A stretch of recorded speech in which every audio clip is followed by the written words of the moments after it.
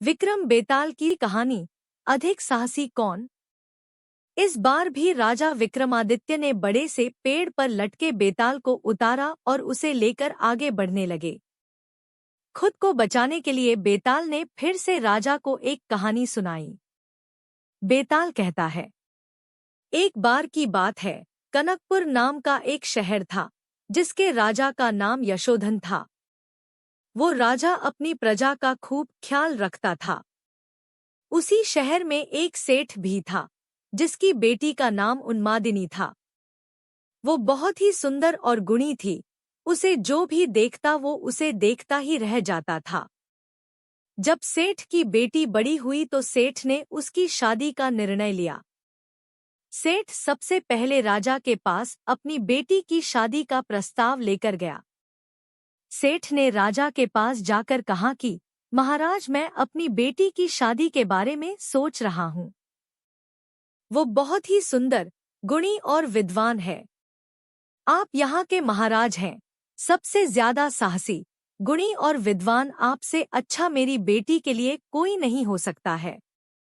ऐसे में सबसे पहले मैं आपको निवेदन करना चाहता था, आप मेरी बेटी को पत्नी के रूप में अपनाएं, और अगर आपको मंजूर नहीं तो आप अस्वीकार कर दें। सेठ की बात सुनकर राजा उनकी बेटी को देखने और उनके लक्षणों को परखने के लिए ब्राह्मणों को भेजा। राजा की बात मानकर ब्राह्मण वहां उन्मादिनी को देखने गए।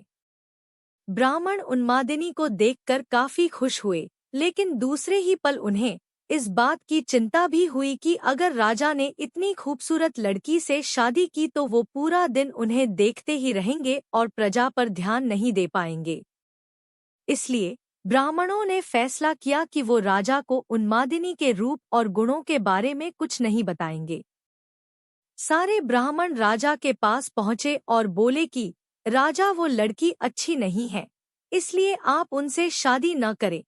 ब्राह्मणों की बात सुनकर राजा को लगा कि वो लोग सच बोल रहे हैं। राजा ने उन्मादिनी से शादी करने के लिए मना कर दिया। फिर सेठ ने राजा की अनुमति से राजा के सेनापति बलधर के साथ अपनी बेटी की शादी करा दी।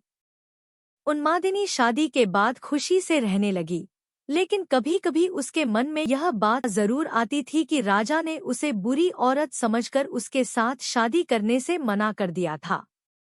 एक बार बसंत के मौसम में राजा बसंत का मेला देखने निकले।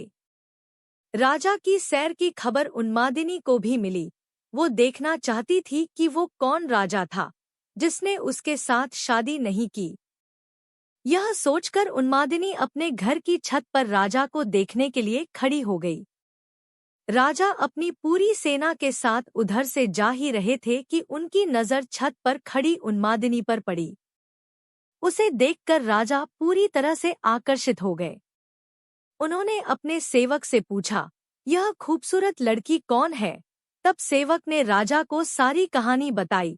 यह वही लड़की है जिसके साथ ब्राह्मणों के कहने पर आपने शादी करने से मना कर दिया था। बाद में इसकी शादी सेनापति बलधर के साथ हो गई थी। पूरी बात सुनकर राजा को गुस्सा आया और उसने ब्राह्मणों को नगर छोड़ने की सजा दे दी। उसके बाद राजा बार बार यह बात सोच कर दुखी रहने लगा। उसे बार बार शर्म भी आ रही थी कि वो एक ऐसी लड़की के बारे में सोच रहा था जो पहले से ही शादीशुदा है। राजा के हावभाव से आसपास के लोग उनकी मन की बात समझने लगे। राजा के मंत्री और चाहने वालों ने राजा से कहा, राजा, इसमें दुखी होने वाली क्या बात है? सेनापति तो आपके लिए ही काम करता है, तो आप उनसे बात कर उसकी पत्नी को अपना लें। राजा ने लेकिन मंत्रियों की बात नहीं मानी। राजा का सेनापति बलधर, जिससे उन्मादिनी की शादी हुई थी, वो राजा का भक्त था। उसे जब राजा की बात पता चली तो वो राजा के पास पहुंच गया और बोला, राजा, मैं आपका दास हूँ और वो आपके दासी की ही पत्नी है। मैं खुद उसे आपको भेंट देता हूँ। आप उसे अपना लें या फिर मैं उसे मंदिर में छोड़ देता हूँ। वो देवकुल की स्त्री हो जाएगी तो आप उसे अपना सकते हैं। राजा को सेनापति की बात सुनकर बहुत गुस्सा आया। राजा ने कहा, राजा होकर मैं ही ऐसा बुरा काम करूंगा? कभी नहीं। तुम मेरे भक्त होकर मुझे ऐसा काम करने को कह रहे हो। अगर तुम अपनी पत्नी को नहीं अपनाओगे तो मैं तुम्हें कभी माफ नहीं करूंगा। राजा मन ही मन उन्मादिनी के बारे में सोचते सोचते मर गया। सेनापति राजा की मौत से बहुत दुखी हुआ और इस बात को सह नहीं पाया। उसने अपने गुरु को सब बात बताई। उसके गुरु ने कहा, सेनापति का धर्म होता है कि वो राजा के लिए अपनी जान दे दे। यह बात सुनकर सेनापति ने राजा के लिए बनाई गई चिता में कूदकर अपनी जान दे दी। जब यह बात सेनापति की पत्नी उन्मादिनी को पता चली तो उसने भी अपने पति के लिए अपने प्राण त्याग दिए।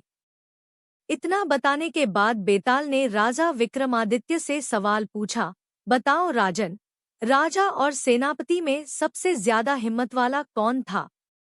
विक्रमादित्य बोला, राजा सबसे अधिक साहसी था, क्योंकि उसने राजधर्म निभाया। उसने सेनापति के कहने पर भी उन्मादिनी को नहीं अपनाया और खुद मर जाना सही समझा। सेनापति एक अच्छा सेवक था, अपने राजा के लिए उसने अपनी जान दे दी। इसमें कोई चौंकाने वाली बात नहीं थी। असली हिम्मत वाला तो राजा था, जिसने अपने धर्म और काम को अनदेखा नहीं किया। विक्रमादित्य का जवाब सुनकर बेताल खुश हुआ और हर बार की तरह पेड़ पर जाकर लटक गया।